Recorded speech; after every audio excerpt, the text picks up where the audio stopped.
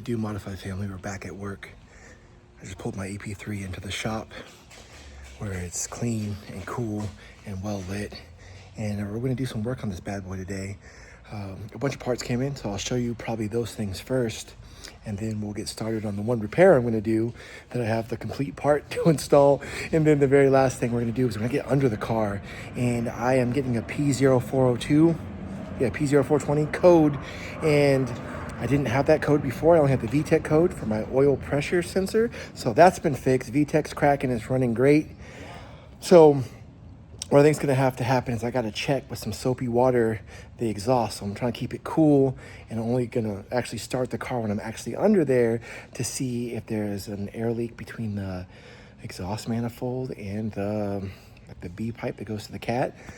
Other than that, I might have to get a new cat. I might have a new cat, but it might require more modifications. But first, you gotta give me 5 on my black hand side and let's go. All right, so here is the parts haul. I've been trying to buy at least semi-quality brands, and I am sticking with the H&R springs that this car came with. It had Sin brand struts, which are just a Chinese brand, like stock replacement. So I tried to do something a little bit better because the car rides great at the moment, and I don't want to do anything to mess that up. And also, I'm not trying to break the bank to buy coilovers for a car that's not going to see a track. And I drive on very rough California roads, so I'm hoping these hold out. I've heard people say they don't last more than a couple years, but I'm going to find out for myself. Got a pretty good deal on these, at least I think.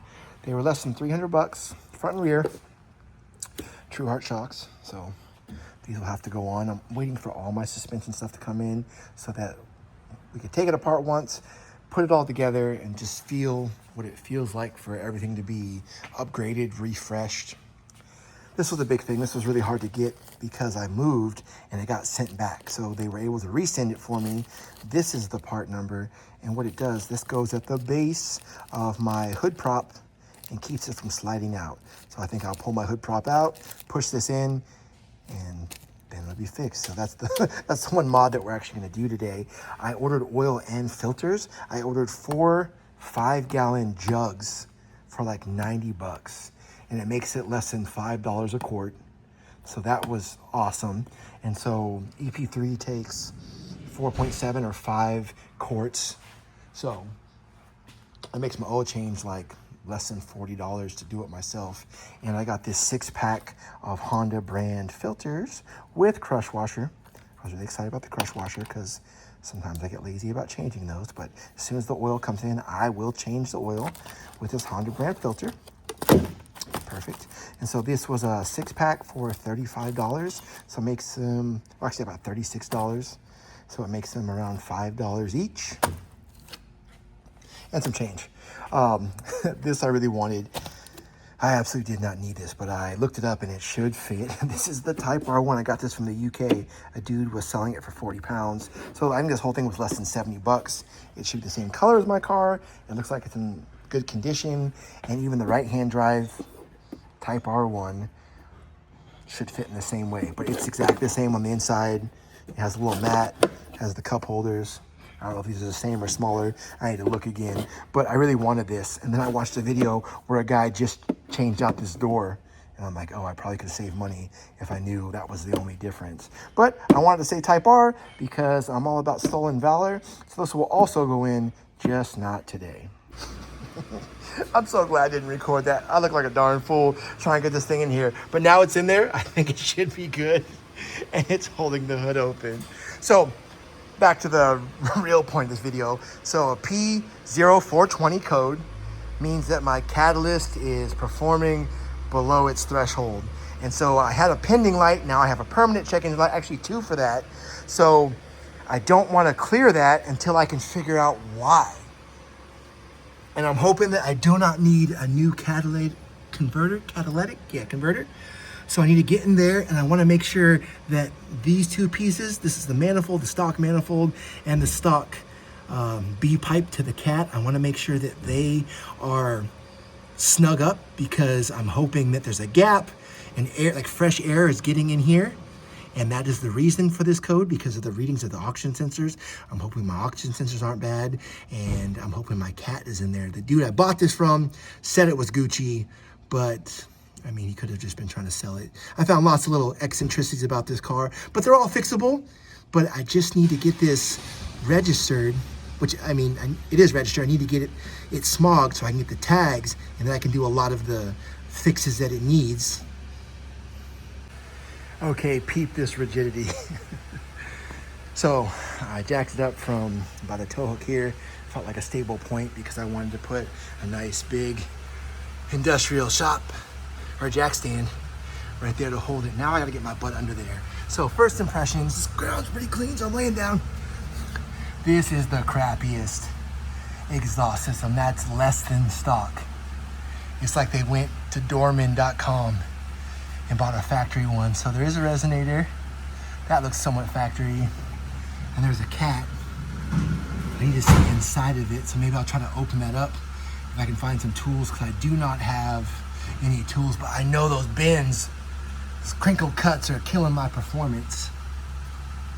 Well, let's get our butts under there and see what is going on. Okay, this is a quick aside because my mind is as chaotic as my videos. I'm sorry if I jump around a lot. That's just what makes sense in my head. I bought this Type S exhaust manifold from a good friend of mine named Pat. It is wider than the Civic Si one, so I want to run this, but then this bottom piece is bigger, so I borrowed his Type S cat, and if this does work, I will run this one to smog, and then I will get a MagnaFlow one later that should fit in the same position, because it already has the oxygen sensors, which I heard you might need to lengthen on this one, and it should be the similar or same length, and this should be a known good cat. The only thing that gives me pause is it gonna meet the rest of my exhaust system? Because this looks like the same shape here on this mount with the three. But this one, if it's sitting in its place, which I feel like is this, seems to curve off this way, and I feel like the EP3 one comes out more straight. So that will be a trial and a tribulation for another day. But I'm hoping I can fix this code today. All right, we are under here. I was able to get this off. Surprisingly, they were very accessible, and they were all 15s.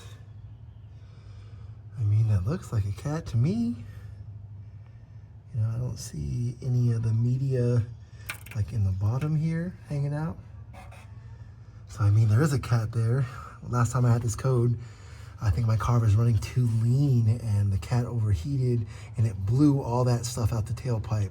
But I know that this little miniature thing, doesn't even look like 2 inches barely, is limiting my power. So I definitely want to change my exhaust system, but I live in California, so I got to do it in both a legal way and cost-effective way, because I do not have endless money to spend on this. Okay, so everything under here doesn't look too terrible.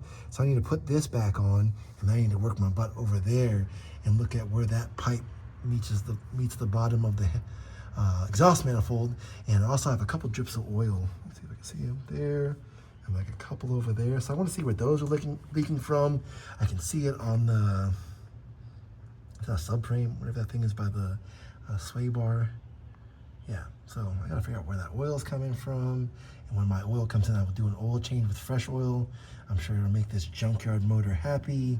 So yeah, we just gotta get farther in there just to see if there's a gap between, yeah, right there, between those two things. Make sure there's no space, that they're well seated, maybe get a couple turns on there, and then hope for the best. All right. This is a very nauseating angle for me, but I don't know where all this stuff is coming from. It's on the back of here. This is all oil. And obviously that on the, it's all down here. But where are we leaking from? Oh, I can only move my body so much. Yeah, I think a lot of stuff's centralized here. This is like a intermediate shaft, I think. Focus, focus. Do you see anything up there? Door the Explorer. I can't get my body. I'm just I can see it with my arm. The VTEC gasket was changed. That's over here, like above this. I can't really demo it, but like up there. But I mostly want to see this, and I mean, it looks pretty on there. Those are tight. I see that seal. Oh, can you guys see this? Oh, look at that. Nope, that's the brackets here. Yeah, so that's the seal. Okay, that looks pretty smooth. I don't see any gaps in that. When I retightened the other one, I did notice like a ton of oil by this mount. So I think it's coming from maybe the valve cover gasket. I'm upside down. I'm getting mad dizzy. So I think it might be leaking from here and maybe behind the transmission. So is that like a rear main seal? And I did notice that this mount was ripped. And so that puts more stress on my headers. I have a new one on that other manifold and I bought a brand new one. So this will definitely get replaced as we're trying to solve this. Here's another angle with the same thing. Sorry if it's loud, I am at work and so cars are getting washed, things are getting done. But I apologize about that previous angle. It was very dizzying and very disorienting. But I don't see any major leaks.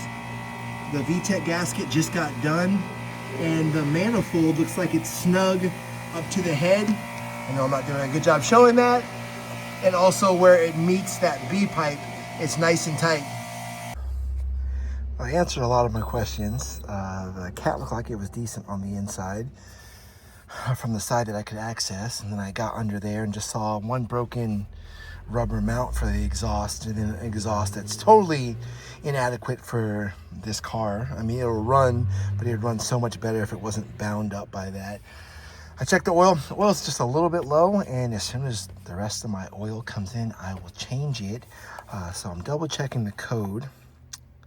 And so it still has this code, and obviously the red light means that the monitors are not ready, so I can either pass with monitors that aren't ready, and I cannot pass with permanent code. If it was pending, like it was, I might be okay. So I typically wouldn't do this, but I feel like there should be nothing wrong in there, so I'm going to clear this on the code reader, and then I'm going to run it and take it for a drive and see if that code comes back either an actual light or pending. And I also heard you could check your oxygen sensors if I can do live data on here, which I'm not sure if I can. So first things first, get rid of this. Yes, I want this to go away. Bam. And oftentimes if the problem is not fixed, it'll pop right back on as soon as this car starts. All right, it's off. The light on the dash is off. Let me start this bad dog. And then I will... Yeah, I know I just deleted them. I will check the oxygen sensors and report back before I end the video. Thank you for sticking with me though. We weren't doing too much today, but trying to make some progress with stuff coming in.